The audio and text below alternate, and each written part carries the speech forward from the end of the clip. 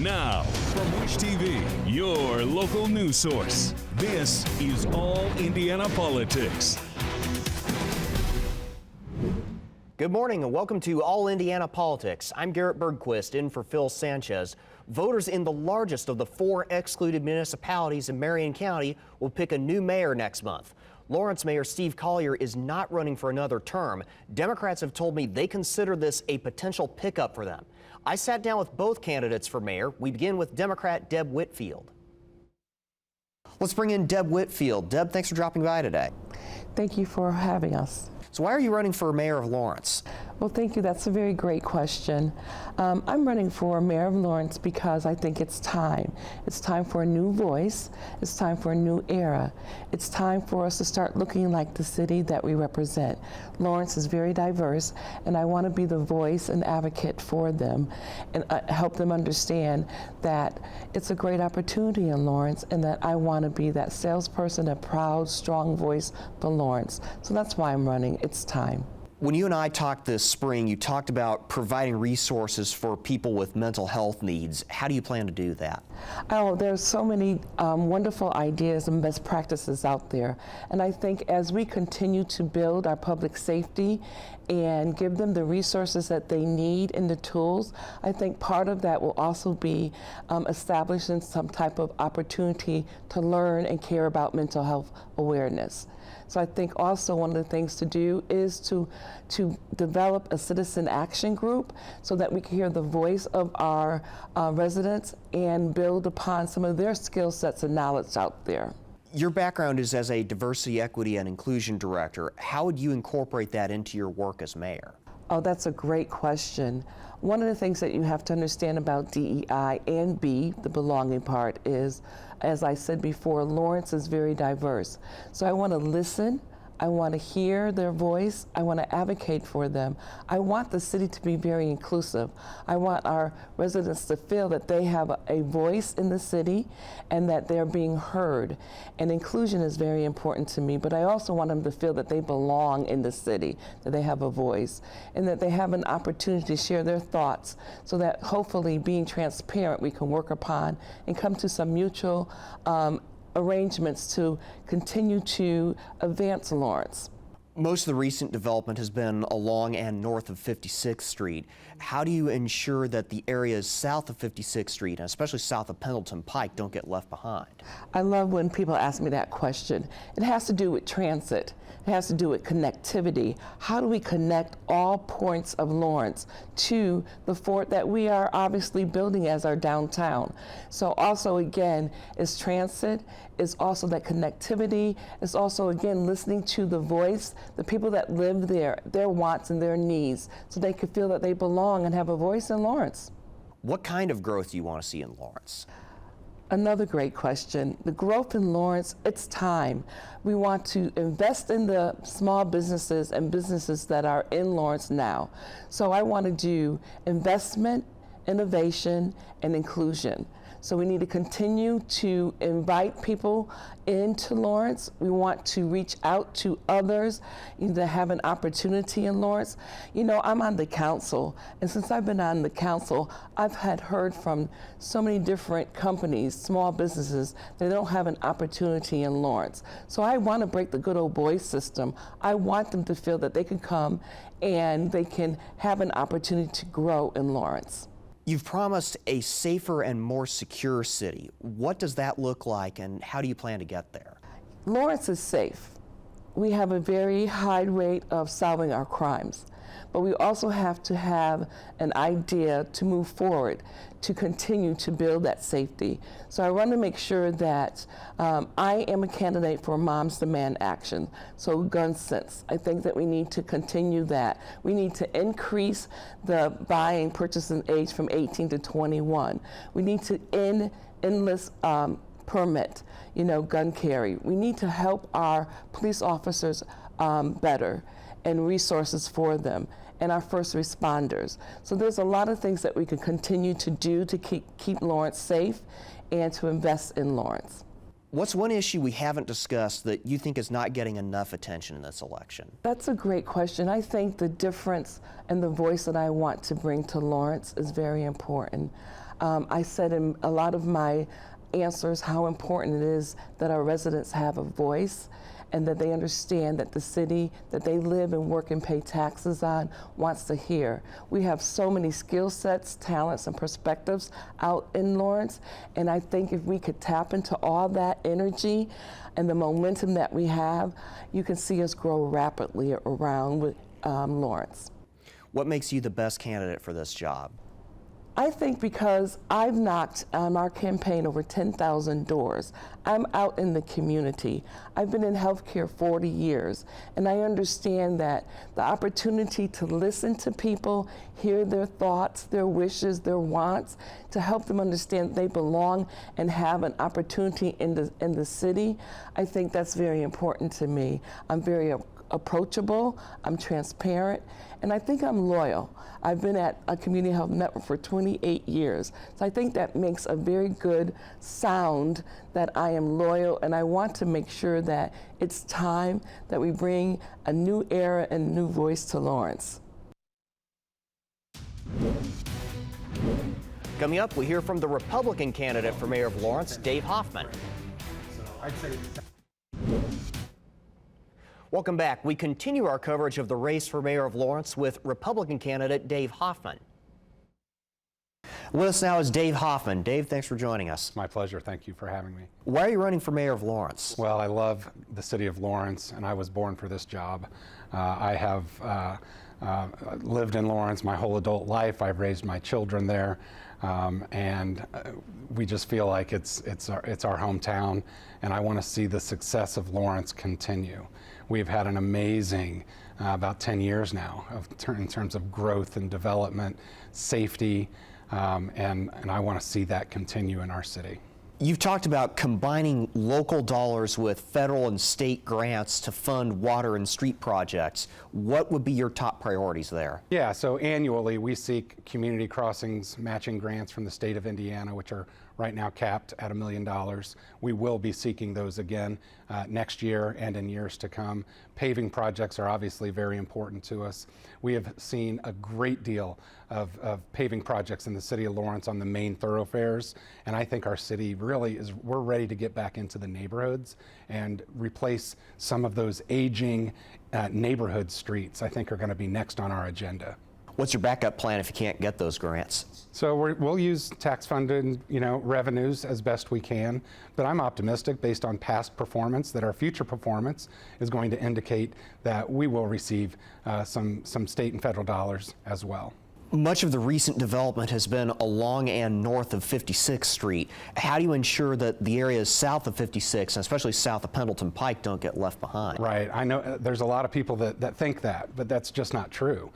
We have spent real close to $50 million, $50 million, all in the historic side of Lawrence, way south of 56th Street, on sewer mains, water mains, stormwater projects, and that's going to continue. As you might expect, the older parts of Lawrence were in the most need of those improvements, and that's what we're going to continue focusing on, those areas that are in need of the most improvements. South of Pendleton Pike is also an area that people seem to think that we don't spend any time in, which is simply not true. We have 2 new neighborhoods going in south of Pendleton Pike. We spend a lot of time at 42nd and Post Road, 46th and Franklin, 46th and Pendleton Pike, and those are areas that are going to continue to see a lot of focus. You've also said that you want to keep crime rates low. How will you go about doing that? We must invest in our public safety officials, not just police, but fire. Our fire department and our police officers, they've got great response times. Crime has been consistently trending downward.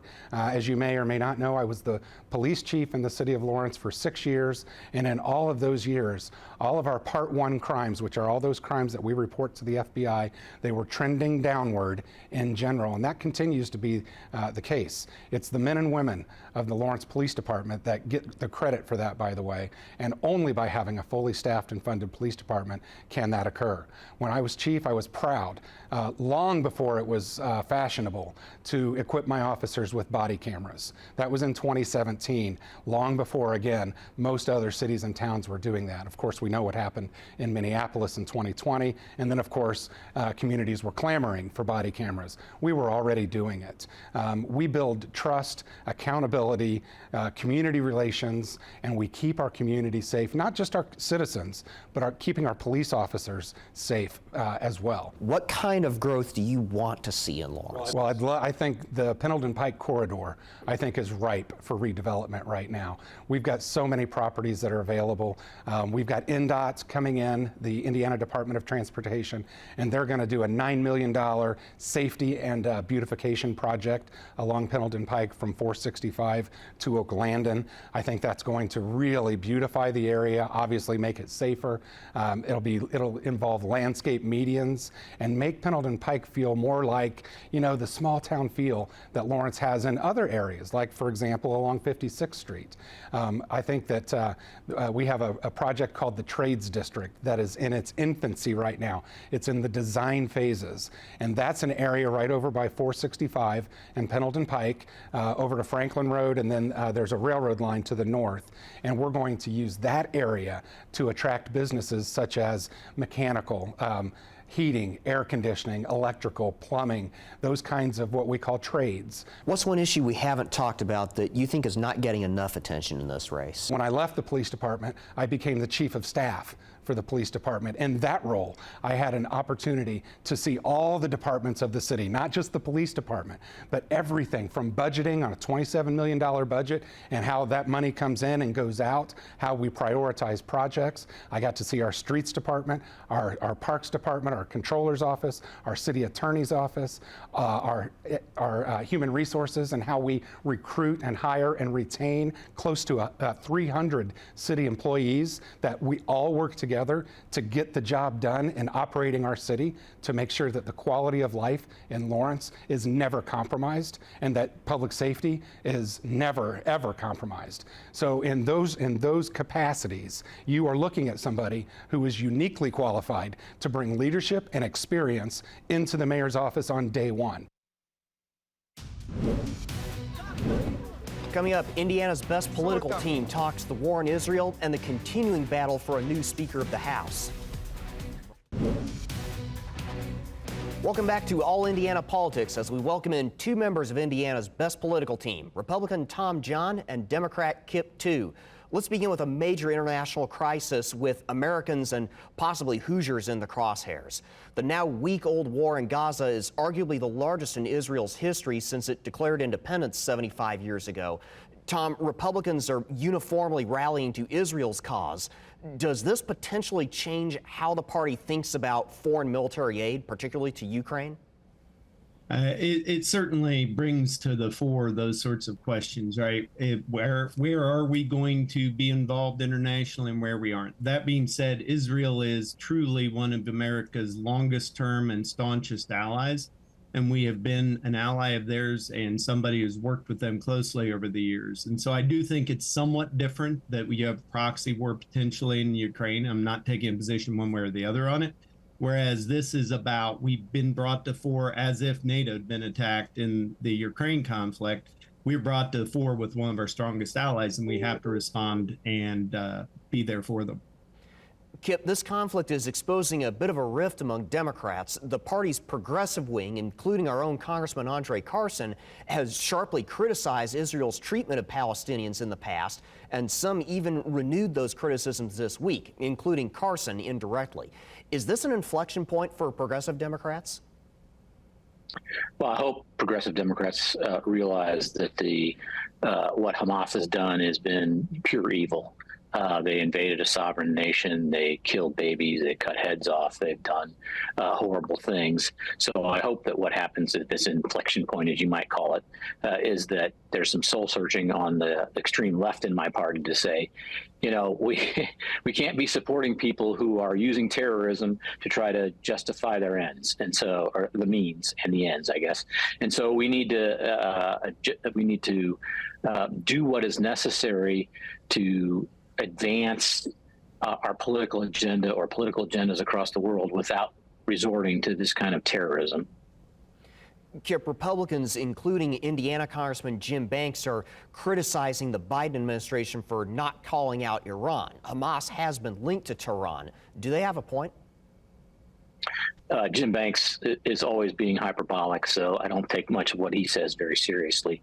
I think that most Americans, and I know the world, is very happy right now that the President of the United States is Joe Biden rather than the previous occupant, because Joe Biden has the experience, the intelligence, the wisdom to work through this crisis, and I think the world is in a much better place to have Joe Biden heading this stuff up. Tom, I'll let you chime in on that as well, but also, we've seen a lot of gestures of support for Israel here in Indiana. Might that help turn back the increasing tide of anti-Semitism we've seen here at home? Well, on that, I certainly hope so. Israel's an ally, and there's no excuse for anti-Semitism, and anything that could do that or suppress that sort of behavior is obviously a good thing. On the issue of the Democrat Party and Joe Biden, we're better off for that. Kip mentioned the word intelligence, which brought to mind the fact that the Biden administration been provided intelligence that there might be this sort of attack or something in the offing, and the Biden administration didn't act on that. Similarly, they misjudged what was going to happen and didn't intercede and potentially prevent the Ukrainian war when they had an opportunity. And you can take these even back to the Obama administration, some of the failures they've had. The simple fact is that they have waited until there's a problem and then began to react. And that's one of the problems. And similarly, you can look back at the evacuation of Afghanistan and the failure that happened in that. I think it's great that President Biden is the one in the seat at this point. If we want to go back in history, we can look at George W. Bush and him ignoring the intelligence prior to 9/11. So there's a lot of blame to be you can assess in other places. The fact of the matter is Joe Biden's got the experience to help in this process. Gentlemen, let's turn to the House Speaker election. Steve Scalise has withdrawn from the race after failing to win a majority. Tom, does this open the door for Jim Jordan, and could he secure enough support?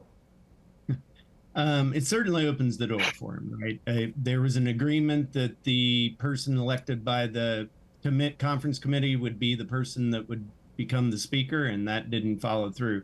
The harder question is, can he actually be the one that gets across the line? It's unclear. You've had some representatives say, I believe, hell no, that they were not going to support him based on things that happened in the last election. You've had others say, we need to step up. We're frankly a caricature and we have to do something. And he's the one that's put his name forward. Frankly, I'm disappointed and ashamed of what's going on in D.C. for the Republican Party right now. Kip, I've got about a minute left. We have about a month before a potential government shutdown. What are the odds we can get a speaker and a funding bill in that time? Boy, I don't know about the odds. I will say I agree with Tom with respect to what's happening in the Republican Party nationally. It's an embarrassment for the United States and particularly the Republican Party. I really can't give you the odds. Hopefully, cooler heads will prevail, and there will be a bipartisan pick for Speaker of the House, and that we will get things done for the American people. That's what needs to happen. Got about 30 seconds left. Very briefly, turning to the candidates from Lawrence, we heard Democrats consider this a pickup opportunity. This is for both of you. What are the odds for each party? Kip, we'll begin with you. I like our chances in Lawrence. I think our ground game is good. I think our candidate is very good. It's always a tough fight between Republicans and Democrats in Lawrence, but I think we're going to win. Tom, bring us home. Simple fact is that Dave Hoffman is the guy. He's been police chief. He has been chief of staff to this administration that has done great things for the city of Lawrence. In the time that candidate Whitfield has been the head of the public safety committee of the council, they haven't met once. That tells you how much she's engaged in the community and tells you she's Gentlemen, not we'll have to leave it there. Thanks for joining us. We'll be right back. Thank you for joining us for All Indiana Politics. We'll be back here next Sunday morning at 9:30. And if you want to hear more of my interviews with the candidates you just saw, check out the All Indiana Politics podcast on wishtv.com. Have a great rest of your weekend.